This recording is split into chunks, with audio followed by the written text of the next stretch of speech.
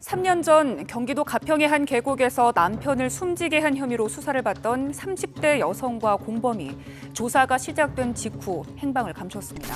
계곡 살인 사건으로 기소된 이은혜, 조연수가 법정에서 억대 보험금을 노리고 이 씨의 남편을 살해한 혐의를 전면 부인했습니다. 이른바 계곡 살인 사건으로 기소된 이은혜와 공범 조연수에게 검찰이 무기징역을 구형했습니다. 사고처럼 꾸며서 남편을 살해한 이른바 계곡 살인 사건의 피고인 이은혜와 공범 조연수에게 1심에서 각각 무기징역과 징역 30년형이 선고됐습니다. 재판부는 살인을 계획하거나 보호 조치를 하지 않아서 피해자를 죽음에 이르게 한 죄는 인정했지만 이른바 가스라이팅을 해서 직접 살해한 혐의는 인정하지 않았습니다. 안녕하십니까. 계곡 살인 사건을 수사했던 전 인천지검 차장검사이자 현재 변호사로 활동하고 있는 조재빈입니다. 늦었지만 정의가 실현된 것 같습니다. 저희가 입증에 실패할 수도 있다는 상황에서 6개월 넘게 최선을 다했는데 오늘 이런 제대로 된 판결이 선고되어서 너무 고맙고 바람직한 것 같습니다. 네. 자기에 의한 살인이라고 하는 것은 가스라이팅을 당한 피해자에게 이은혜가 뛰어내리도록 해서 물에 빠지면 바로 죽는 이 행위를 이제 인정하면 자기에 의한 살인 이렇게 될 것 같은데 그게 아니라 이은혜가 뛰어내리도록 했고 그리고 나머지 사람들이 구해주지 않았기 때문에 죽었다.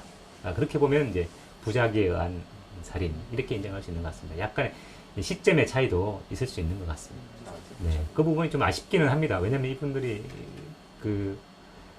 현장에 없었어도 똑같은 현장이 발생했을 것이고 현장에 있었어도 안 구해주기 때문에 똑같은 현상이 발생했는데 이게 뛰어내리는 행위 자체가 굉장히 우리가 의미를 뒀던 것입니다. 가스라이팅 당한 상태에서 뛰어내리면 죽게 되는데 뛰어내리는 행위 자체가 굉장히 저희는 중요하다고 봤었는데 재판부에서는 뛰어내렸고 나머지 사람들이 안 구해줬기 때문에 결국에는 죽었다.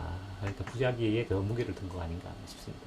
네, 재판부에서 이 전체 범행을 기획한 것은 이은혜이고 이은혜가 이게 범행에 가담할 공범을 물색을 했고 조연수가 이에 가담해서 1차 살해미수, 2차 살해미수, 3차 살해까지 함께 했다고 그렇게 판단한 것 같습니다.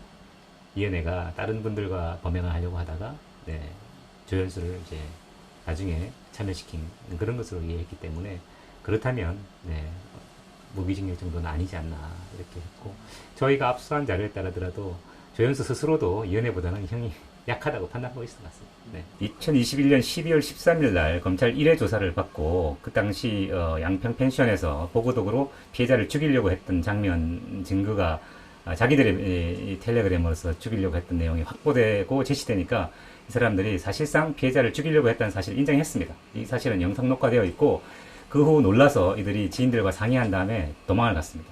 그리고 그 과정에서 또 다른 지인 2명이 서울과 경기도에 숙박을 시키면서 범인 도피를 도와준 적이 있고요. 이들이 이제 도피 자금으로는 약 1,900만 원 상당을 조달했습니다.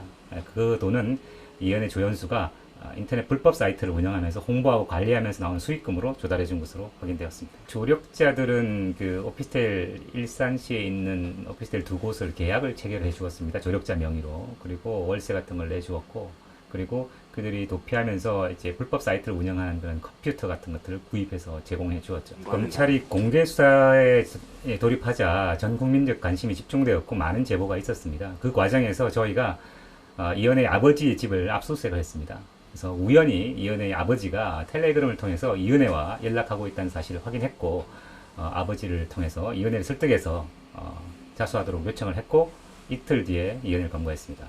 후속기간 중에는 말씀드렸다시피 이은혜의 경우에는 사생 변호사가 승인되어 있지 않다면서 조사 자체를 거부한 상태로 이어갔고 조연수는 일부 조사를 받는 형식을 취했지만 불리한 부분은 진술을 거부했고 그 과정에서 저희가 이은혜와 조연수의 구치소 사방을 이 2회에 압수수색을 했습니다.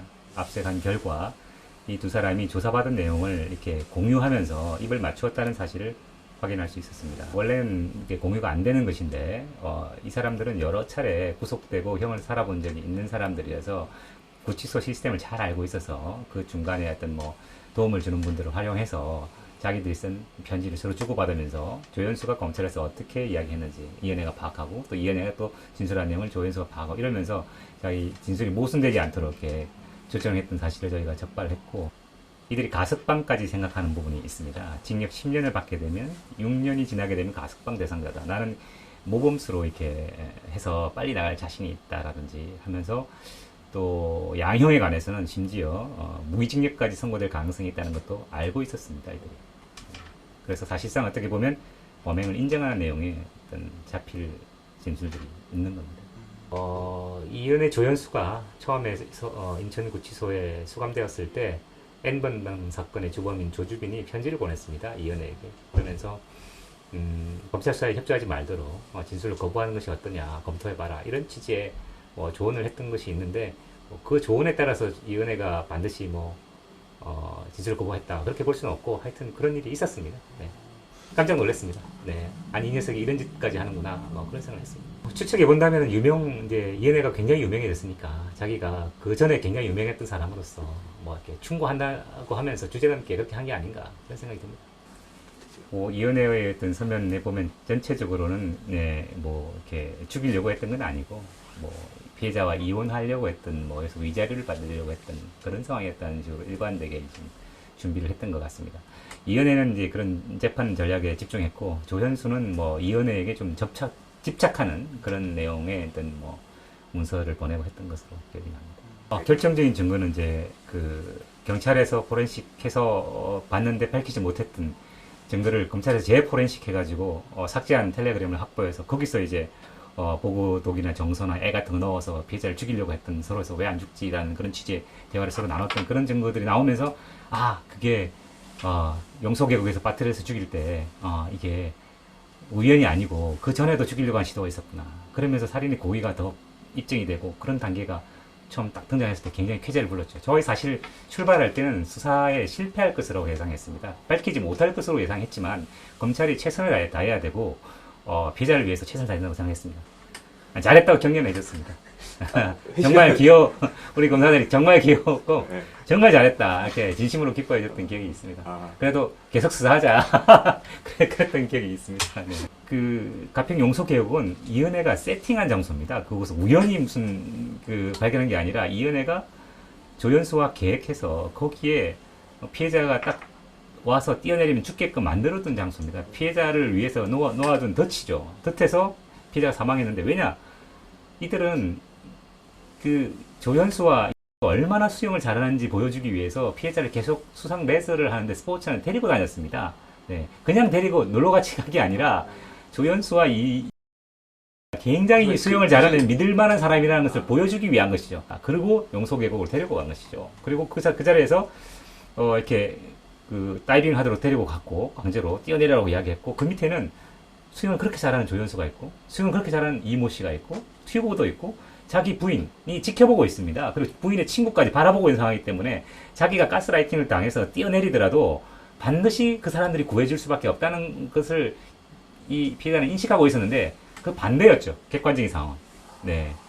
다 이은혜가 살해의 고의로 조연수와 이모 씨에게 거기 있어라, 애가 뛰어나도록 구해주지 말라 다 되어 있는 상황이었고 본인은 뛰어내리니까 그 같이 있던 최모 씨랑 같이 현장을 이탈해버립니다. 벗어나버립니다. 결국에는 전문가에 따르면 한 1분, 2분 정도 어포하면서 더 도와달라고 하면서 있었지만 네, 조연수는 구해주지 않았고 피해자는 사망했습니다. 그들이 만들어 놓은 덫이죠. 이것은 우연히 발생한 일이 아닙니다. 한 가지 말씀드리면 두 번째의 그 낚시터도 사전 답사를 했습니다. 예, 살인범이 사람을 죽일 때 그냥 우연히 간 장소에서 사람을 죽이지 않습니다. 반드시 사전 답사를 해서 그 장소에서 이 피해자를 죽일 수 있는지 시험을 해봅니다. 네, 맞습니다. 보고독 역시 마찬가지. 양양 펜션도 본인들이 한 번 간 곳이 아닙니다. 네, 자주 갔던 곳입니다. 그래서 일반적인 살인 사건의 범행도 마찬가지입니다. 네, 그런 것이 제가 예전에 2003년도에 양평 휴양림에서 일가족 살해 사건을 수사해서 사형 확정 판결을 받았습니다. 물론이죠. 네. 마음가짐. 네. 동물을 시켜서 사람을 물게 해서 죽이는 것도 자기입니다. 내가 아무 손도 안 듣지만 물어. 자기인가요? 부자기인가요? 자기죠. 동물이 움직인 자기인가요? 네. 물에 뛰어내서 죽으면 부자기인가요?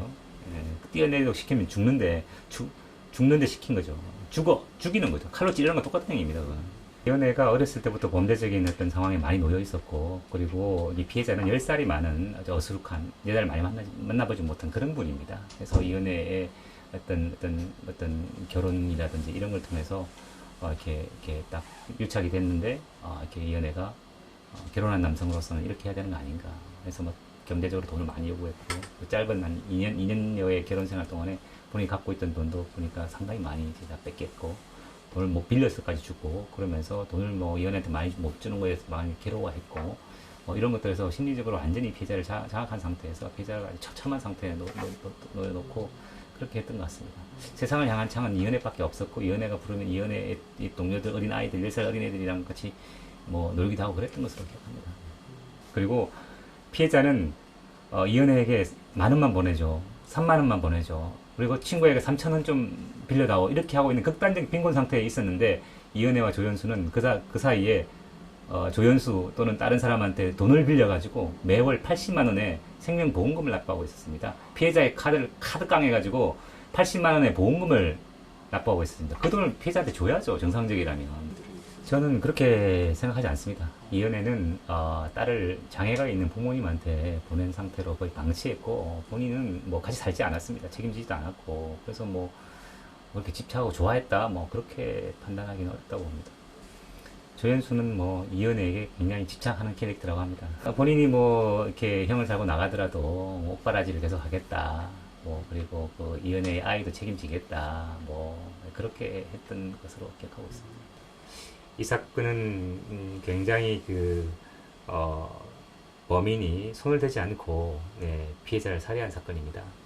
그리고 속칭 가스라이팅을 통해서 피해자를 심리적으로 제압한 상태에서 스스로 뛰어내리게 만들었고, 그리고 이렇게 피해자가 자기를 구해줄 것으로 생각하는 그런 사람들이 도리어 죽이려고 했던 사람들로 포진되어 있는 상태에서 결국엔 사람을 죽인 그런 사건인데, 굉장히 의미 있는 사건이라고 보고 있습니다. 범죄 심리학적인 측면에서도 그렇고, 그렇습니다. 일반인들은 이해하기 힘든 것이죠. 합리적인 사람이라면 당연히 가스라이팅 하는 사람의 지배에 벗어나서 이탈할 수 있다고 생각하고 이탈하는 게 당연한데도 그 사람이 그렇게 못하는 겁니다. 심리적으로 제압되어 있어서 멀쩡하게 낮에 회사에 출근한 다음에 집에 들어가가지고 개목걸이를 하고 거기서 가스라이팅 당하면서 지배를 받고 있는 그런 상황을 계속 반복하는 겁니다. 회사 갔다가 가스라이팅, 회사 갔다가 가스라이팅. 그 누가 합리적인 사람이 이해하겠습니까? 그렇지만 합리적이지 않은 사람들이 존재합니다. 심리적으로 제압되는 그런 사람들, 뭐 정신병도 있지 않습니까? 우울증, 조증 이런 게 있듯이 그런 식의 어떤 새로운 형태의 어떤 그런 상황이 존재하는데, 우리가 그걸 이제 눈 감았는데, 이제는 그것이 이제 사법의 영역에 와서 가스라이팅을 당함으로 인해서 벌어진 범죄이구나, 그것을 인정해주는 그런 상황이 오게 된 것으로 그렇게 이해하고 있습니다. 너무 울컥해지면서 지금 이제 정말 지난 6개월 동안 우리가 했던 노력이 헛되지 않았구나. 그리고 이제는 이제 망자도 한이 좀 풀렸겠구나. 그래서 망자도 이제 영면에 들 수 있는 그런 상황이 되었고, 유족들도 정말 불면의 밤을 계속 지새웠을 텐데 이제는 그게 그칠 수 있는 그런 상황이구나, 이런 생각도 들고, 또 손꼽아서 이 사건에 대해서 걱정해 주시고 함께 가슴 졸여 주셨던 국민들께서도 안도하실 수 있는 상황이 되지 않았나 싶습니다. 최선을 다했기 때문에 좋은 결과가 있었던 것 같습니다.